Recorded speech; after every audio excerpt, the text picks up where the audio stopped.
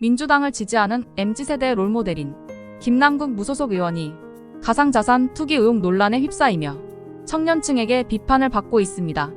오늘은 과거 MZ세대에 대한 김 의원의 발언과 행보, 그리고 MZ세대들이 이번 사태에 분노하는 이유에 대해 정리했습니다. 앞서 김남국 의원은 과거 후보 시절부터 MZ세대에 대한 관심을 드러냈습니다. 김 후보는 국회가 청년세대를 우대한다고 주장하지만 실제는 청년세대에 인색하다며 사회적 약자들의 권익을 대변하는 정책을 개발하여 선거에 임할 것이라고 포부를 밝혔습니다. 당선 이후인 2021년에도 이준석 전 국민의힘 대표의 병역특례 의혹을 겨냥해 MZ세대나 2030세대가 중요하게 생각하는 공정과 맞닿아 있다며 의혹에 대한 해명을 촉구했죠. 이 전 대표가 주장한 통일부 폐지론에 대해서도 MZ세대에 걸맞은 통일론에 대해 함께 고민했으면 좋겠다고 제안한 바 있습니다.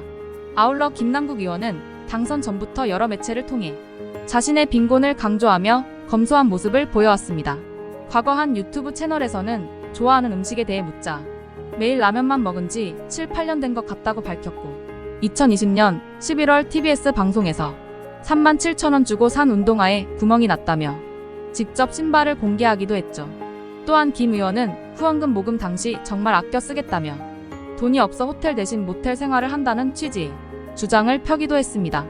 김 의원의 MZ세대를 향한 관심과 검소한 모습이 많은 공감을 이끌었던 걸까요?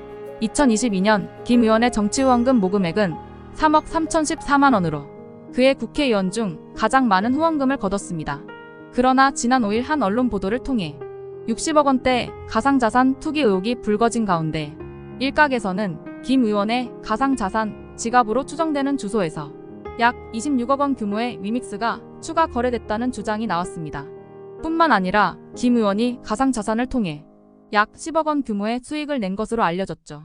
검소한 청년 정치인을 표방하며 지지와 후원금을 얻었던 모습과는 반대로 뒤로는 김 의원이 억소리 나는 수익을 냈다는 소식에 MZ세대들은 뒤통수를 맞았다는 비판이 거셌습니다. 김 의원이 내부자가 제공한 상장 정보를 활용해 가상자산을 선취매했을 가능성이 제기됐기 때문인데요. 한때 신분 상승의 수단으로 여겨지던 가상자산 투자가 최근 악재로 시장이 크게 흔들린 가운데 MZ세대들은 가상자산 투자가 결국 기득권이 유리한 시장이라는 것을 확인하면서 분노가 커졌습니다. 논란이 거세자 김 의원은 입장문을 통해 합법적으로 투자를 해서 이익을 거두었다는 취지의 해명을 했습니다. 다만 위믹스 매입 시기와 규모, 자금 출처 등 의혹에 대한 명확한 소명이 이뤄지진 않으면서 MZ세대들을 더욱 분노하게 만들었습니다.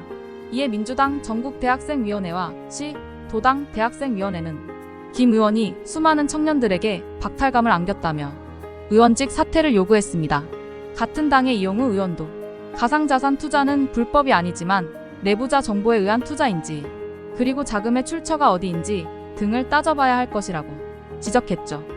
이러한 비판 여론을 의식한 탓인지 김 의원은 결국 탈당을 택합니다. 이에 검찰은 최근 가상자산 거래소를 압수수색해 김 의원의 가상거래 내역을 분석 중입니다. 국민의힘 코인게이트 진상조사단도 김 의원이 보유한 가상자산 발행사 대표를 국회로 불러 진상조사에 나섰는데요. 그러나 김 의원은 며칠째 잠적 의혹을 받고 있습니다. 그의 주장과는 달리 법적으로 문제가 있다는 판단에 자취를 감췄다는 분석도 나옵니다. 지금 김 의원이 해야 할 일은 의혹에 대한 명확한 소명과 함께 상처 입은 MZ세대를 향한 진심 어린 사과가 아닐까요?